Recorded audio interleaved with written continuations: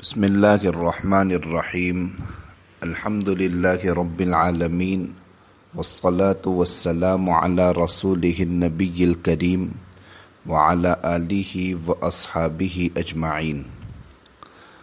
الحمد للہ سیرت کے درس کا سلسلہ بھی جاری ہے۔ اس سے پہلے اسباق میں ہم نے طائف کے واقعے کو اور اس سے پہلے شعب ابی طالب میں بائیکاٹ کے واقعے کو بیان کیا تھا، اور یہ بات حقیقت ہے کہ مشکل اور تنگی کے بعد آسانی ہوتی ہے، محنت اور مشقت کے بعد انعام ضرور ملتا ہے۔ رسول اللہ صلی اللہ علیہ وسلم مسلسل اسلام کی دعوت و تبلیغ میں مصروف تھے۔ کفار و مشرکین آپ صلی اللہ علیہ وسلم کی دعوت کا راستہ روکنے کے لیے ایڑی چوٹی کا زور لگا رہے تھے، لیکن انہیں پے در پہ ناکامی کا سامنا کرنا پڑ رہا تھا۔ آپ صلی اللہ علیہ وسلم کے حمایتی چچا ابو طالب اور غم گسار رفیق حیات ام المؤمنین حضرت خدیجہ رضی اللہ تعالی عنہا کی وفات کے بعد کفار قریش نے آپ صلی اللہ علیہ وسلم اور آپ کے صحابہ پر مظالم کی، ظلم و ستم کی انتہا کر دی۔ آپ طائف تشریف لے گئے تو وہاں کے رہنے والے اتنے اجڑ اور بدتمیز نکلے کہ انہوں نے انسانیت کے عام آداب اور مہمان نوازی کے ادنیٰ تقاضوں کا بھی خیال نہ رکھا، اور آپ کے ساتھ بے حد بدسلوکی کا مظاہرہ کیا، جس کی تفصیل پہلے والے اسباق میں گزر چکی ہے۔ شدید ظلم و ستم اور طوفان بدتمیزی کے باوجود رسول اللہ صلی اللہ علیہ وسلم تبلیغ اسلام کے مشن کو آگے سے آگے بڑھاتے رہے۔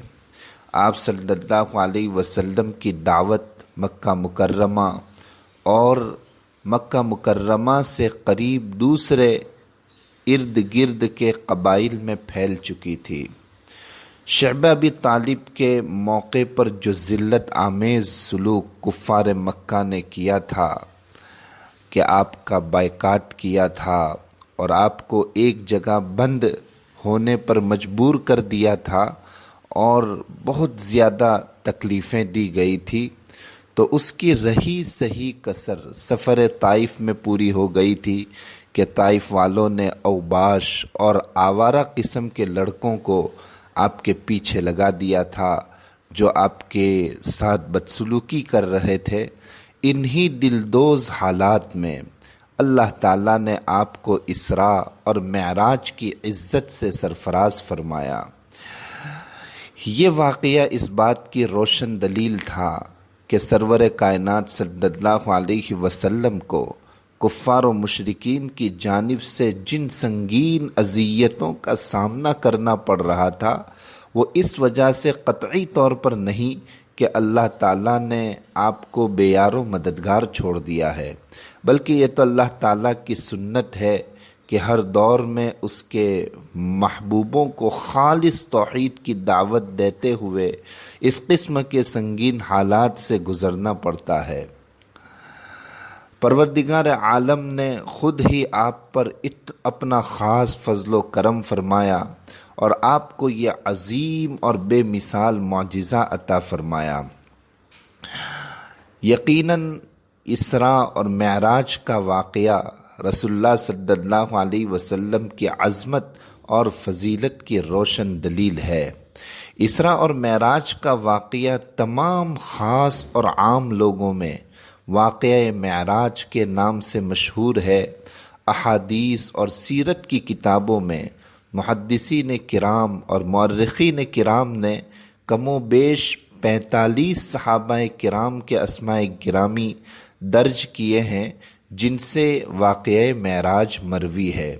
یہ واقعہ ہجرت سے تقریباً 1 سال پہلے پیش آیا تھا اس وقت رسالت مآب صلی اللہ علیہ وسلم کی عمر مبارک 51 سال 9 مہینے تھی۔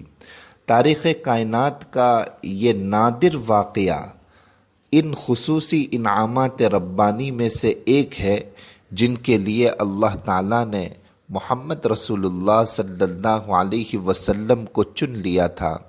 یہ واقعہ کس مقصد کے لیے ظہور میں آیا، اس کے بارے میں قرآن کریم نے سورہ بنی اسرائیل اور سورہ نجم میں بلیغ اشارے کیے ہیں اور بتایا ہے کہ اللہ تعالیٰ آپ کو اپنی قدرت کی بڑی بڑی نشانیاں دکھانا چاہتا تھا۔ اللہ رب العزت جسے چاہے اس کو اس سے زیادہ سنا دے جتنا سب سن رہے ہیں، اور جسے چاہے اس سے زیادہ دکھا دے جتنا سب دیکھ رہے ہیں۔ دوسرے الفاظ میں سفر معراج کی غرض و غایت یہ تھی کہ اللہ سبحانہ و تعالی محمد رسول اللہ صلی اللہ علیہ وسلم کو بعض حقائق کا عینی مشاہدہ کرانا چاہتا تھا، سر کی آنکھوں سے مشاہدہ کرانا چاہتا تھا۔ یہ سفر دراصل وحی کی ایک مخصوص کیفیت کا آئینہ دار تھا۔ پورا واقعہ انشاءاللہ ہم آئندہ قسط میں بیان کریں گے، لیکن اس سے نبی کریم صلی اللہ علیہ وسلم کا مقام اپنے رب کے نزدیک کیا ہے اس کا بھی انداز ہوتا ہے۔ اللہ تبارک و تعالیٰ نے ہمیں اتنے پیارے نبی عطا فرمائے ہیں، ہمیں اس کی محبت میں زندگی گزارنے کا عزم کرنا چاہیے۔ اللہ تبارک و تعالی ہمیں سچی محبت نصیب فرمائے۔ یا رب صلی وسلم دائما ابدا علی حبیبک خیر الخلق کلہم۔ السلام علیکم ورحمۃ اللہ وبرکاتہ۔